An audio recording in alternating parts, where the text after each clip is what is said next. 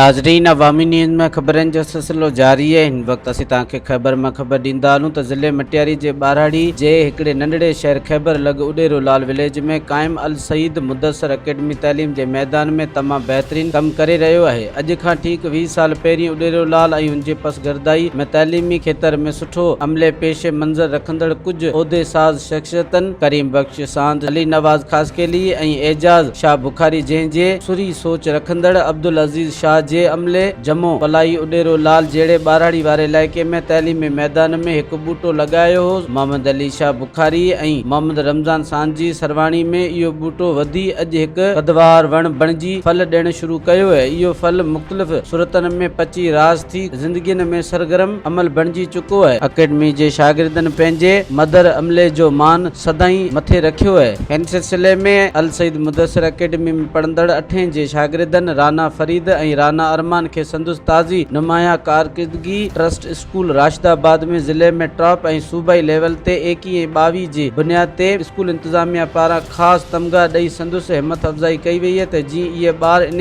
कामयाबी खे बरक़रार रखंदे मुस्तक़बिल में वधीक कामयाबियूं हासिल करे मुल्क ऐं क़ौम जा नाला रोशन करे सुठा शहरी बणिजी सघनि। मज़ीद खबरों और तफसीलात के लिए विजिट करें हमारी वेबसाइट www.awamiNewsHD.com।